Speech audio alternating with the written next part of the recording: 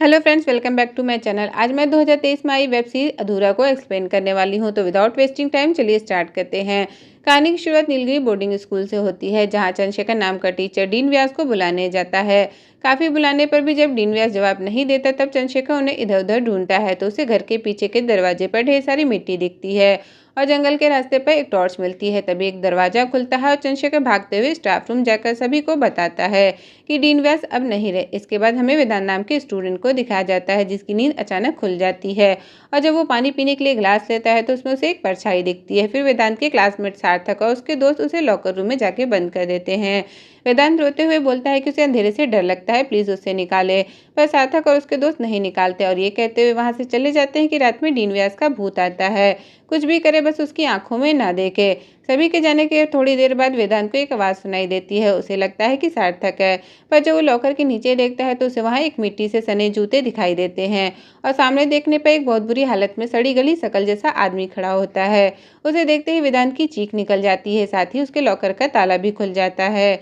Next day principal office में नया dean वेदांत के पेरेंट्स को समझाता है कि वेदांत को यहाँ एडजस्ट होने में दिक्कत हो रही है, आप लोग उसे यहाँ से कुछ दिनों के लिए ले जाएंगे तो थोड़ा बेटर फील करेगा। पर पेरेंट्स उसे ले जाने से मना कर देते हैं क्योंकि उन्हें यूएस में अपना नया ऑफिस सेटअप करना होता है। वेदांत के पापा कहते हैं कि अगर आप लोग ऐसे ही पेरेंट्स को बुलाकर ये बताएंगे कि उनका बच्चा यहाँ एडजस्ट नहीं कर पा रहा है, तब तो आपका स्कूल बंद हो जाएगा और हमने ऐसे ही नहीं देश के सबसे बड़े बोर्डिंग स्कूल में एडमिशन करवाया है, अब आपको ही उसे संभालना होगा। ये कहकर वो लोग चले जाते हैं। फिर वेदांत को हम आर्काइव रूम में देखते हैं, जहाँ 2007 बैच की एक बुक होती है। स्टूडेंट की ग्रुप फोटो में एक लड़की की शक्ल पर स्क्रैच बना होता है और पीछे से वेदांत को एक आवाज आती है जो कहता है कि मैं तुम्हारी मदद करूंगा और तुम मेरी मदद करना।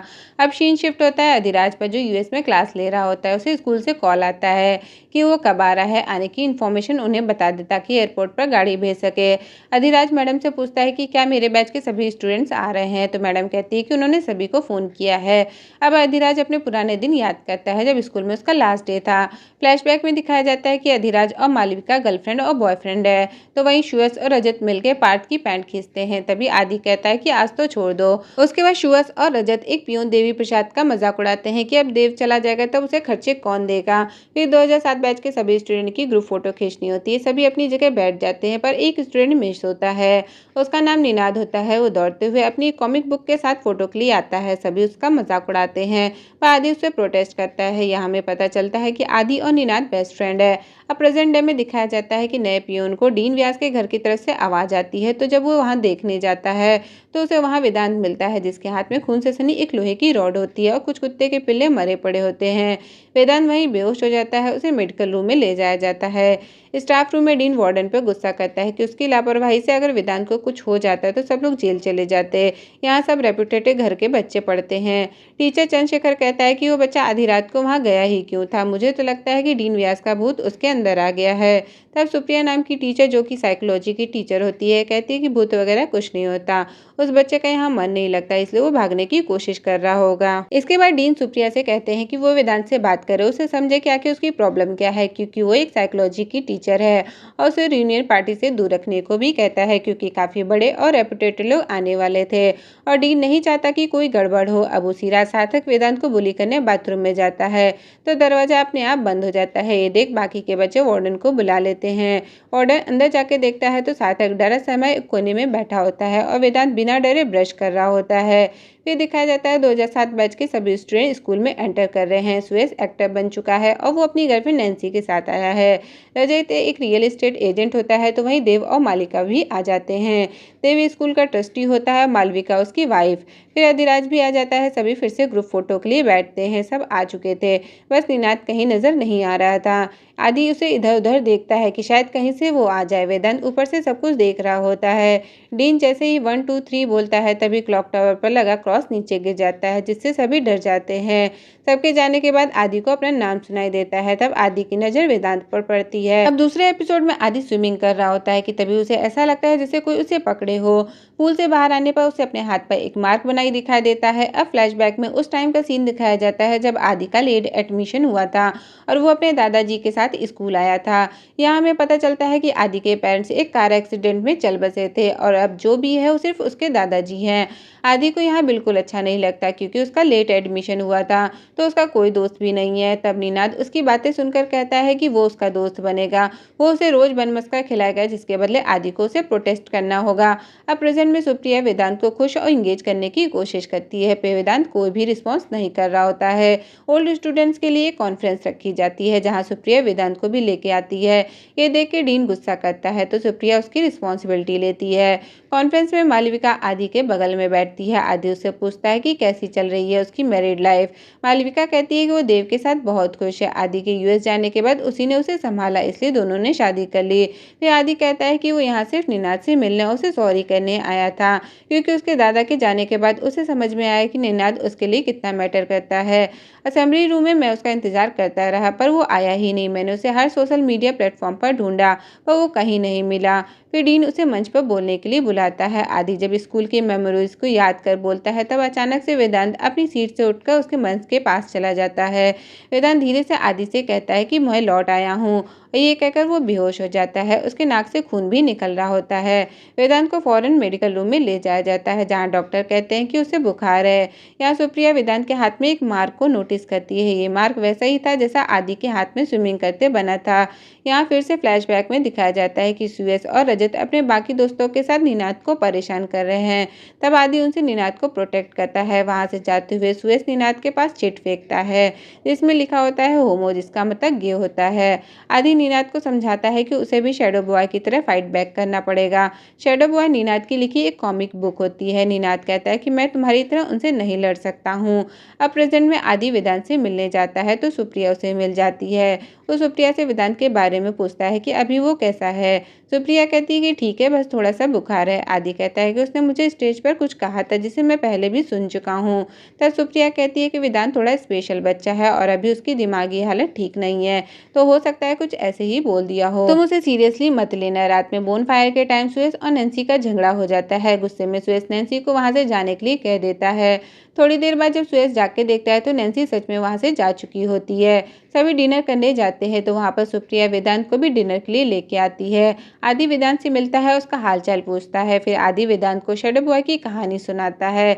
अब रात में आदि जब सो रहा होता है तो अचानक से लाइट फ्लैक्चुएट करती है जिससे आदि की नींद खुल जाती है। उसे अपने रूम में निनाद की शैडो बुक मिलती है।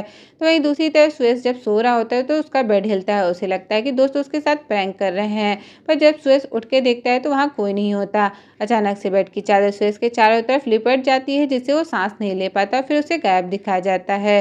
दूसरे दिन मॉर्निंग में आदि बुक को फेंकते हुए उन सब पर गुस्सा करता है कि ये मजाक की बात नहीं है। रजत जब उस बुक को छूता है तो अचानक से उसके हाथ में जलन होने लगती है। आदि निनाद को मिस करता है। उसे ये बात खाई जा रही थी कि रीयूनियन में निनाद क्यों नहीं आया। यहाँ हमें पता चलता है कि आदि को एंजाइटी है। मालविका उसे कंसोल करती है और कहती है कि 15 साल पहले जो गलती उससे हुई है उसका बोझ वो कब तक लेके रखेगा। इसके बाद आदि निनाद का रिकॉर्ड रूम चेक करने आर्काइव रूम जाता है जहाँ उसकी हेल्प सुप्रिया करती है। दोनों बात करते हैं। आदि अपने बारे में बताता है कि उसके पेरेंट्स बचपन में ही उसे छोड़ के चले गए थे।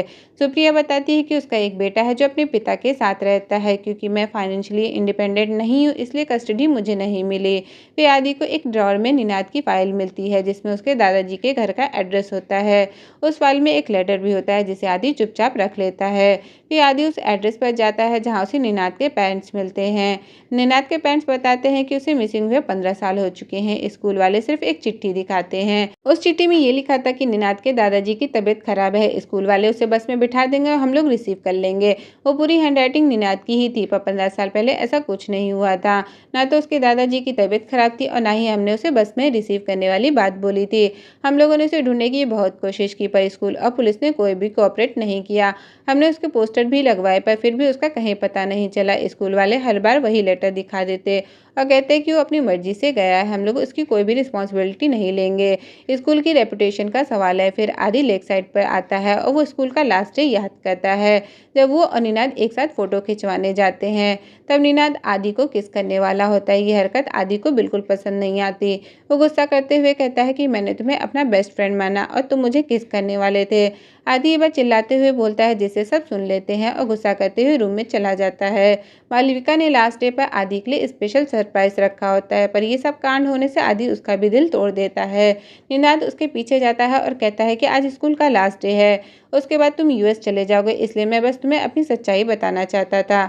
आदि ये सुन गुस्से में कहता है कि मैं तुम्हारी शक्ल भी नहीं देखना चाहता, और सुरेश ने सच बोला था कि तुम होमो हो। निनाद ये सुनकर पूरी तरह से टूट जाता है।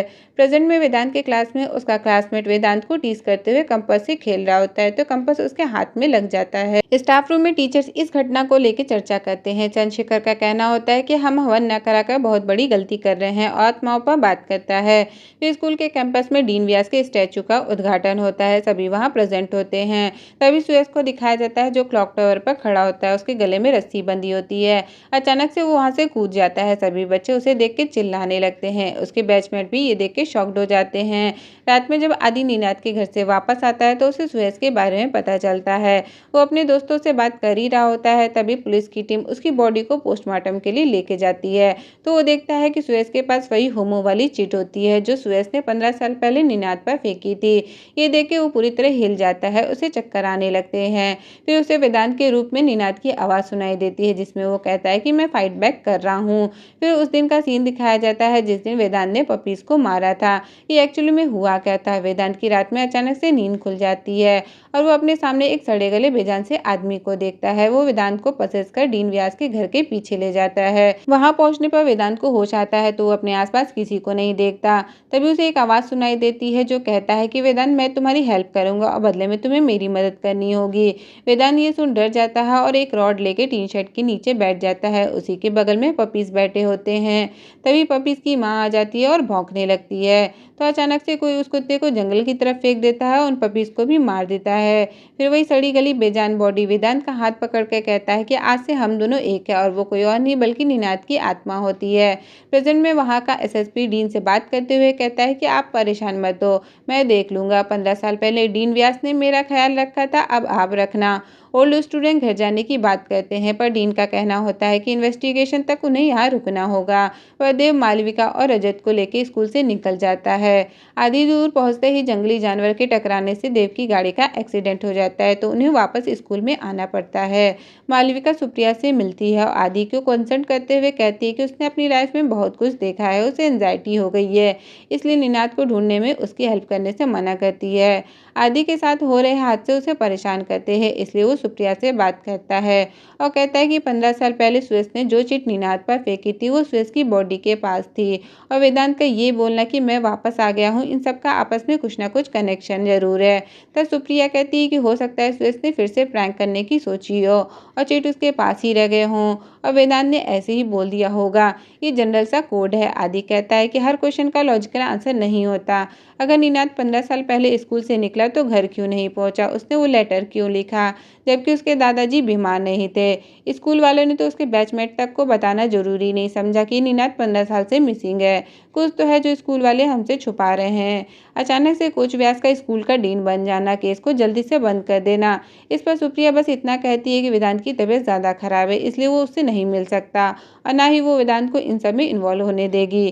तुम्हें अपने आंसर्स खुद ढूंढने होंगे। अब रात में मालविका फ्लैशबैक में स्कूल का लास्ट डे याद करती है। जब आदि को अपनी गलती का एहसास होता है वो मालविका से पूछता है कि निनाद कहाँ है। मालविका ऐसे ही हर्ट होती है क्योंकि आदि ने निनाद की वजह से उसके साथ प्लान की हुई डेट बिगाड़ दी थी।